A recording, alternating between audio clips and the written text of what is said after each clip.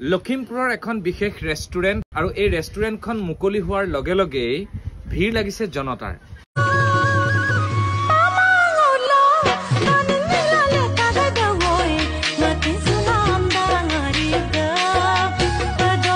আৰু আটাইতকৈ ডাঙৰ কথা প্ৰথম দিনা যিদিনা ৰেষ্টুৰেণ্টখন খোলা হ'ল অপেনিং কৰা হ'ল তাৰ পিছদিনা 7টা বজাৰ পৰা দুগৰাকী স্বাৱলম্বী যুৱতীৰ অনন্য পদক্ষেপ বুলি ক'ব লাগিব।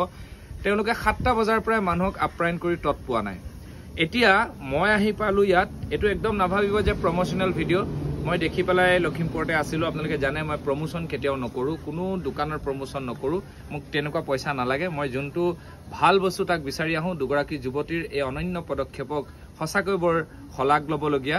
ওচৰে পাজৰে যিমান মানুহ আছে মই ভাবোঁ সকলোৱে ইয়াক সহায় কৰিব। আৰু এই ৰেষ্টুৰেণ্টখনৰ তেওঁলোক দুগৰাকীয়ে কৈছে যে এতিয়া দিবলৈ তেওঁলোকৰ ওচৰত খাদ্য নাইকিয়া হৈ গৈছে, ইমানেই ভিৰ লাগিছে।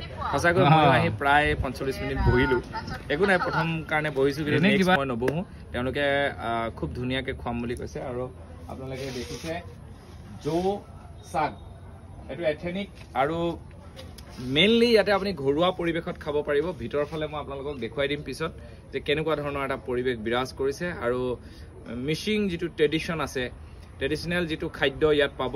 কেতিয়া খুলিছে এখন? এখন কালি অপেনিং কৰিছোঁ। আমি আহিব সকলোৱে এবাৰ খাই চাব অকণমান। লখিমপুৰৰ কোন জেগাত আছে এখন? লখিমপুৰৰ মেডিকেল কলেজৰ একদম ওচৰতে, মেডিকেল কলেজৰ গেটখনৰ ওচৰতে। অ'কে, কি কি পায় ইয়াতে? ইয়াত বেছিকৈ ট্ৰেডিশ্যনেলি যিখিনি মিচিং থলুৱা খাদ্য সেইখিনি পাব। গাহৰি, লোকেল চিকেন, ফিছ থালি, মানে থালিটোৰ ওপৰত বেছি মানে ফ'কাছ কৰিছোঁ। আৰু গতিকে আহিব এবাৰ সকলোৱে। কোনে কোনে কৰিছে এইটো? মই আৰু মোৰ এজনী লগৰ ছোৱালী, সৰুৰ পৰা একেলগতে পঢ়িছিলোঁ, আমি দুজনীয়ে কৰিছোঁ। গতিকে আহিব এপাক চাই যাব। অভিনয় কৰিছিলা, তাৰপিছত এইটো কথা কেনেকৈ মনত আহিল? অভিনয় কৰিছিলোঁ, তাৰপিছত বিজনেছ এটাও কৰিম বুলি আগতে মই ভাবি আছিলোঁ বাৰু, ৰেষ্টুৰেণ্ট এখন খুলিম বুলি।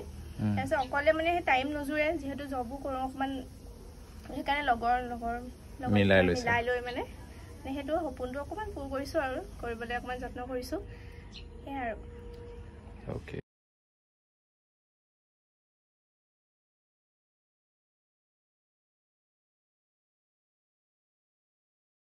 আৰু বিভিন্ন ধৰণৰ খাব। আৰু এই ছোৱালী দুজনীক লখিমপুৰৰ ৰাইজে সহায় কৰিব বুলি ভাবিছোঁ। আৰু আমাৰ গুৱাহাটীৰ পৰা যিমান এইফালে যাব মই ভাবোঁ ইয়াত এবাৰ খাই পেলাই আপোনালোকৰ সোৱাদটো লৈ যাব বুলি মই আশা ৰাখিছোঁ।